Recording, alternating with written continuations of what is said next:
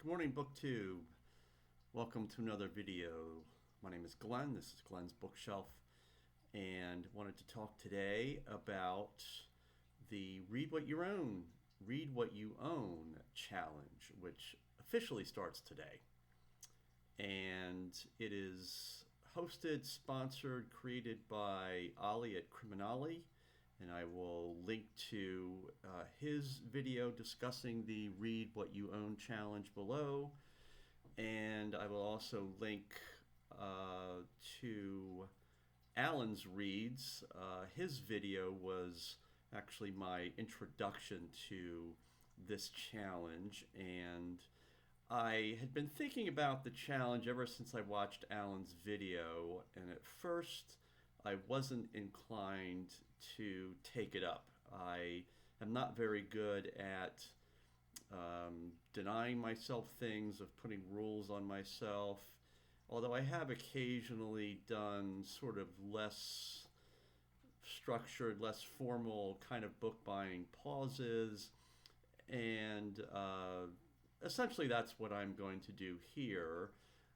Starting today and going through December 25th. I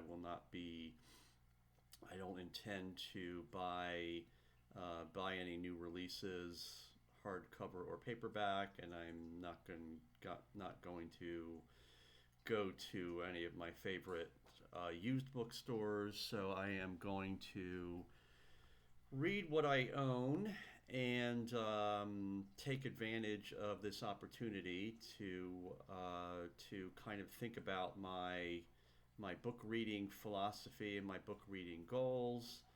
And yesterday I did some pretty significant reorganizing of my bookshelves, and I still have quite a bit more to do. I have a spare bedroom full of American history, ranging from the American Revolution up through the Civil War and up and beyond into the early years of Reconstruction and the late years of the 19th century. So all of those books are fairly well kept together. That room could use some reorganizing too, but at least all of those similar subject area books are all together and reasonably coherent for me to kind of understand what books I have. And but unfortunately, everything else is kind of a mess. A lot of my 20th century books are sort of spread around. A lot of my British history, European history books are kind of spread around.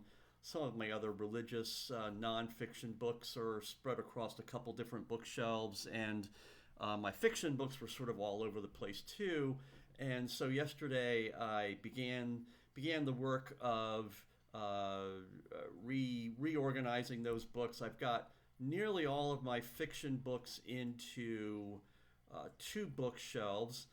Most of my popular fiction is on a larger, a taller bookshelf, and then I've got a smaller bookshelf that's in my bedroom where I've put most of my literary fiction and classics, which is understandably still a smaller part of my book collection. But so I was pretty satisfied with that yesterday, and I also managed to gather nearly all of my European history, British history, World War I, World War II books onto one bookshelf. I think there may be a few books that still need to be that may be on some other bookshelves that I need to find, and I still need to do some sorting. But so I was really satisfied with myself yesterday for getting that done. And the issue of the issue of reading what I own assumes that I know what I own, and that can be a little bit of a problem. I guess I've been a book collector.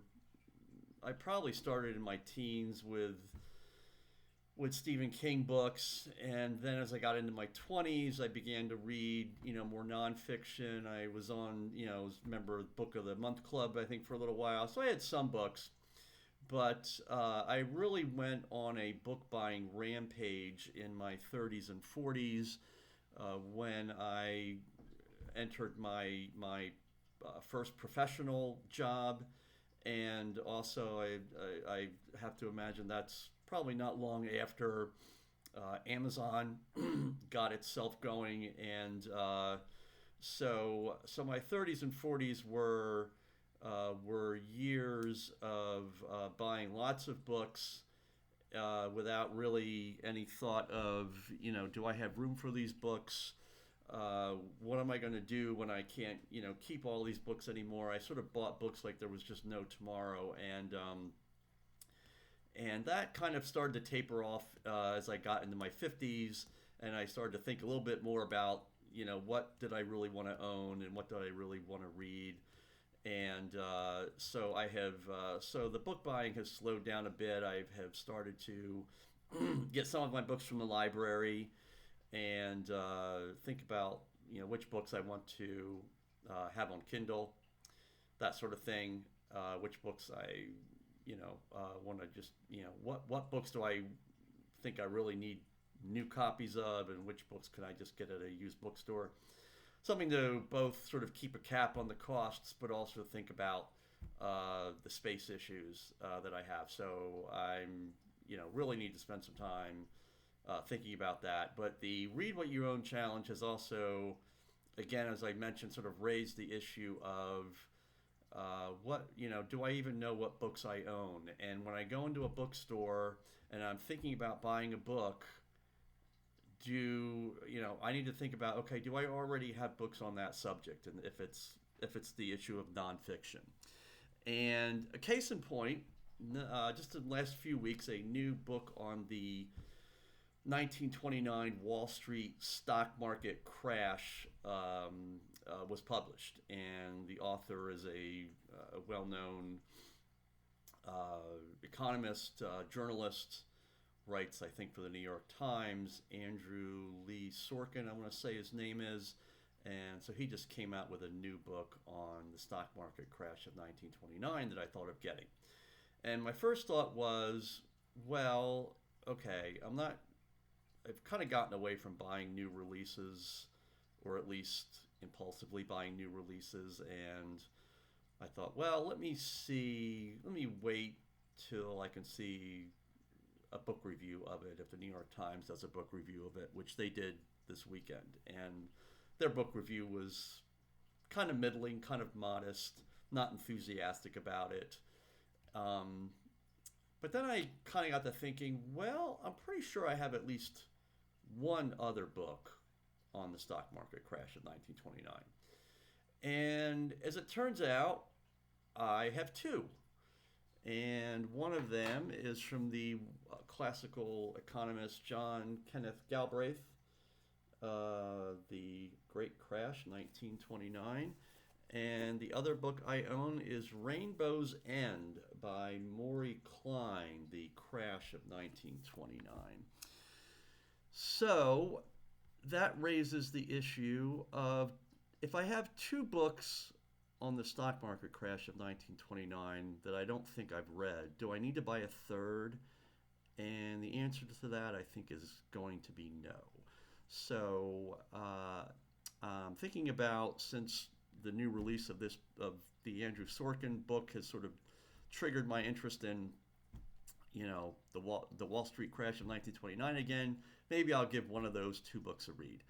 But so that's sort of one area, and again, which has necessitated me kind of reorganizing my books, make sure I know what I own, and then longer term thinking about which books I want to own, which books am I going to be content from getting from the library, and so on. But again, just to introduce the subject and to announce that I will be taking part in the Read What You Own challenge, and I'm doing a much more modest, much more limited version of this challenge than other people are. But as Ollie at CriminOlly talks about, this is a challenge that you can craft to your own needs. And so again, what I thought I would do is refrain from buying any new releases or any used books through December 25th. And I set that date because usually after December 25th, the bookstores sort of come out with reduced prices, and so I just thought I would sort of create that. I would put that awareness or that assumption anyway into my plans, so that if there are some lower priced books after Christmas, I'm free to get those. But that's what I'm going to do for the next several weeks, next couple of months, and we'll see how that goes. I'm also taking advantage of the Read What You Own challenge to once again try to read one of the biographies of Winston Churchill, and I have several, and you're probably seeing a theme here. Several books on the same subject, and if I've got multiple books on a subject that I'm interested in, maybe it would be good for me to try to read at least one. And so I am reading one of those books. It's looks like the most accessible. Of course, all the books, or nearly all the books on Winston Churchill, particularly if they profess to be full biographies of his entire life, which was an incredibly rich and expansive one, those books are all going to be door stoppers. They are tomes. They are not for the faint of heart. The book I'm reading, that I started reading a few days ago, is the biography by Roy Jenkins that came out in, I believe, 2001. I also own the Martin Gilbert version of Churchill that came out in, I think, 1991, and it's a larger book. I don't know if it's more pages, but it's a larger book. I have the biography that came out a little more recently by Andrew Roberts, and I also own the 3-volume set on Churchill that was written by William Manchester.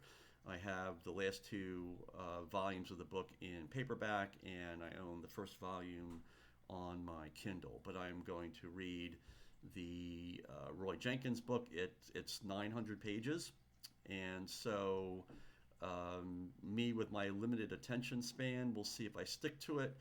But that's what I'm going to do. I'm going to use the Read What You Own challenge to sort of tick off a number of boxes, a number of goals I want to get to, reorganizing my books so that I can have a better sense of what I own and how I want to think about book buying in the future, and to actually literally read what I own, to kind of treat my own personal library as a bookstore, and identify some books that I want to read, particularly those that I've put off for a long time on subjects that I'm really interested in. So that's what I'm going to do, and I thank you for watching this video, and I hope you have a good day. Bye-bye.